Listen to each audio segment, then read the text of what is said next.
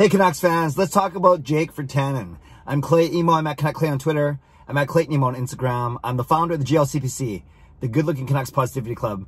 This is my Canucks take, all in one take. It's Clay's Canucks commentary for Thursday, October the 15th. This is where you get Canucks insight that's positive and timely. Not sure if you missed me or even noticed that I didn't do a video yesterday. Got a little tied up with both work and our church ministry, our religious ed starting again. Remember Wednesday nights? So I was very busy yesterday. But that means I didn't get to do my bowling update. So we played much better. Remember I told you week 1 was awesome. Week 2 we sucked. And week 3, Tuesday night, we were probably right in the middle of the road. So that means, by virtue of us being the worst team by average in the league, that means we played above our average. I did a 166 average, so I was pretty happy with that. You know, I was going in with a 153. So overall, we'll get our ranking today, but I'm guessing we came in about 5th or 6th, maybe 7th out of the 10 teams, which is a lot better than 10th out of 10. Okay, let's talk about, thanks for indulging me in my bowling stories every Wednesday or Thursday morning. Jake Virtanen, we know his arbitration date is set for October the 28th. We know that him and Adam Gaudette are the two main roster pieces that still need to be signed. We know that the Canucks only have $2 million in cap space, but we also know that they have until day 1 of the regular season to get cap compliant. So I'm not worried about the fact, we can't say, oh, they only have $2 million left, that way they can't sign Gaudette, Jake, or someone else on free agent market, whether it's a depth defenseman or another top 9 forward. No, we have a lot of time to... the Canucks have a lot of time to figure that out, although I'm not sure how confident I am that they will be able to figure out, but that's for another vlog. So Jake Virtanen, we know that he, as a restricted free agent, the Canucks could have come up with a new contract with him like they did with Tyler Mott, but they decided not to. And then they gave Virtanen a qualifying offer, which you need to do to basically extend your negotiating time with him to make sure he doesn't become a UFA, unrestricted free agent, like Troy Stecher. They did not qualify Troy Stecher. That's why Stecher was a UFA. The Canucks could have tried to re-sign him, but instead Stecher went to Detroit, as we know. Detroit Stecher, thank you very much.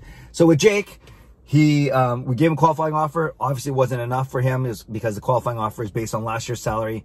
So that would only be like $1.5 million qualifying offer. I'm sure Virtanen's camp thinks he's worth $2.5 to $3 million. Those are the numbers we keep hearing, between $2.5 and $3 million. So naturally, he filed for arbitration. Now, that doesn't mean that you can't negotiate a contract before the hearing. So the Canucks still have another 2 weeks to negotiate with Jake Virtanen if they want to, or you go to arbitration. So here's the tricky thing. There's so many tricky things about arbitration. Number one is you're basically trying to argue why you shouldn't pay a guy as much or why he's not worth that much, although he's a guy in your team. So you always wonder if there's hurt feelings, or you always wonder if that's the best from a relationship standpoint going forward. But then you also realize that it's part of the business. So that's the one thing and we've heard stories, Brendan Morris and others, where you hear, your agent hears these things about this player in arbitration, like, wow, this doesn't sound like we're wanted, but we know it's a game. So that's number one.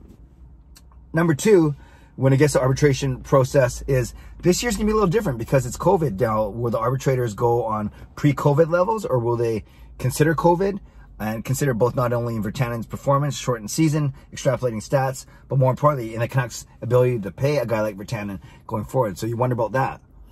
So those are the kind of interesting things about the Virtanen arbitration. And of course, the most important thing is, what's the arbitrator going to value him at? And like I said, everyone's talking about a number between $2.5 and $3 million. So, and it's only for 1 year. Arbitrator's ruling is only for 1 year. And once the ruling is done, there's two choices. The Canucks either say, yeah, okay, we'll pay Jake Virtanen that much for the next year, and then he's an RFA again, do it all again. Or you say, as the Canucks, nah, that's a little too rich for our blood, we're going to move on. And then at that point, Virtanen becomes truly an unrestricted free agent. So I guess that's my first question to you Canucks fans, is the most important question is, do you think they're going to get to arbitration, or do you think that the Canucks are going to find a way to hammer out a deal with Virtanen prior to October the 28th? You know, a lot of people saying, just let him go, he's not worth it, he didn't even get dressed for the first game of the postseason, all these things. Others are saying, no, let's not give up on this guy. He's local, that's not the main reason, but he's got a lot of skills that we need. He's big, he's fast, he can shoot. But I've always talked about his hockey IQ. It's not that it's a bad IQ, but is it up there enough to keep up with the Petterssons and the Millers of the world? So, and what's his relationship like with Travis Green? So that's something to think about as well. So all those things, that's what's going to be a very fascinating arbitration case if it gets that far. But that's my question to you is, do you think it'll get to arbitration? Do you think the Canucks and Virtanen are going to hammer out a deal? Do you give them more than a year, give them 2 or 3 years, and then you can bring down the money a little bit? Because we know that, money's going to be a big factor when you got to re-sign Hughes and Pettersson next year. And that brings me to my last thing is there's a second buyout window, a 48 buyout window, a secondary buyout window is what they call it, is if there's an arbitration hearing, within 48 hours after that hearing is done, you have a second buyout window for players making more than $4 million. So you automatically think of Brandon Sutter, who's making 4.3. And he's probably the most likely candidate. Now, the Canucks didn't buy him out in the first buyout window, so what makes us think that the Canucks will buy him out in the second buyout window? And remember, you take 2/3 of the salary cap and you times it by 2. So instead of Sutter coming off the books at the end of next season, he'll then be coming off the books the season after.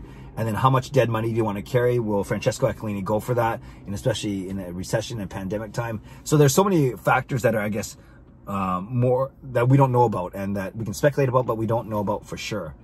But the fascinating part about that is if Virtanen's, if the ruling is for $2.53 million and the Canucks want to do that, then they got to find that money, as I said right off the top of this vlog. And one way to do it would be to save the savings that you get off Brandon Sutter. So you save a bit for next year, which would help you pay the Virtanen 1-year contract, but then you're extending the cap, implications for another season after that. Like I said, 2/3 of the cap hit, but times, 2 times the length of the remaining contract. So that's a factor that the Canucks can consider, but I'm not sure how strong of a factor that will be. I think they're going to look for a trade or two to make the salary cap work. And that doesn't even include talking about other players that they can get, which we can talk about, later this week. But yeah, a lot of things to think about, but I really wanted to just talk about Jake Virtanen, given that, we might say, oh, that's 2 weeks from now. The Canucks got a lot of time. But we saw in the 5 weeks leading up to free agent frenzy, the free agent Friday, how quickly that time disappears and dissipates and how quickly you have to make decisions. And we see that the Canucks did not make decisions, or at least it didn't sound like it, on Tanev, Toffoli, and Stetcher. And that's why they are all playing in different markets now. So lots to think about. Would love your feedback, especially on Jake Virtanen. I know I talk about him a lot on the channel. That's because I like him. I don't love him, but I like him. And I think he's an intriguing player. He can be a big part of this team.